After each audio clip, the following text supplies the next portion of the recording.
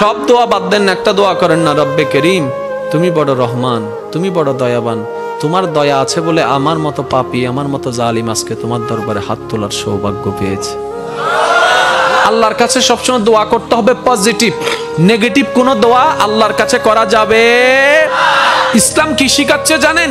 ইসলাম বলে দুশমনের জন্য বদদোয়া করিও না, বরং দুশমনের জন্য তুমি আল্লাহর কাছে দোয়া করো। কিভাবে দোয়া করবা? তুমি রব্বে করিমের দরবারে যখনই হাত তুলবা, নিজের কথা আগে বলবা না, পরের কথা বলবা। আল্লাহ অমুকের দোয়া কবুল করো, অমুকের দোয়া কবুল করো, অমুককে জান্নাত দাও, অমুকের গুনাহ মাফ করে দাও, অমুককে মাফ করে দাও, অমুককে মাফ করে দাও, অমুককে মাফ করে দাও, অমুককে কবুল করে নাও, অমুকের রিজিকে বরকত দান করো। আল্লাহ আমার শত্রুকে সম্পদ আরো বাড়ায় দাও। যখন এই দোয়াটা উপরের দিকে যাবে, রব্বে করিম বলবে, কিরে ফেরেশতা, সে বান্দা নিজের জন্য কিছু বললো না, সব তো পরের জন্য বললো। ফেরেশতা বলবে, আল্লাহ এই বান্দা শুনেছে, তুমি নাকি তার উপর খুশি হয়ে যাও।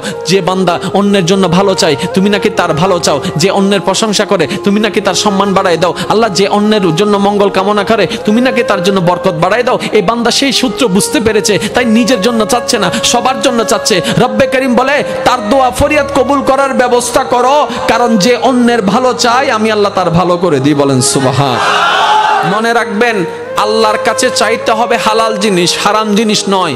আপনি যদি আল্লাহকে বলেন, রব্বে করিম আমার দুশমনের ফাঁকটা লেঙ্গা করে দাও, হবে? প্রত্যেকটা কিছু একটা টেকনিক আছে না নাই?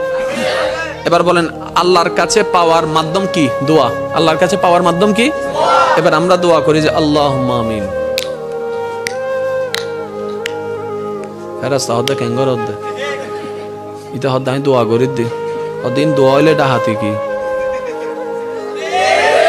এটা যদি দোয়া হয় ডাকাতি কি? সব দোয়া করে দিতে। আর আল্লাহ ইয়ন্দ ইয়ন্দ ইয়ন্দ ইয়ন্দ ইয়ন্দ ইয়ন্দ ইয়ন্দ এন ভাবে লিস্টি হদ্দে জানিতে দোয়ানত গিয়ে বাজারতন দ দ দ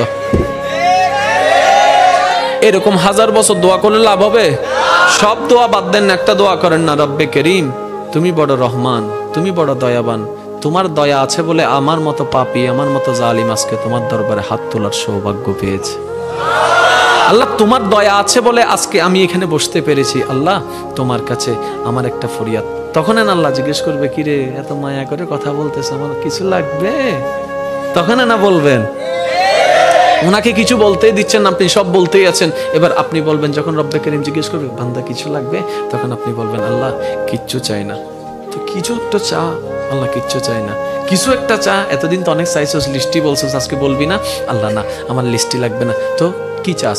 এবার আপনি বলবেন, আল্লাহ আমি শুধু তোমাকে চাই। একটু বুঝেন বুঝেন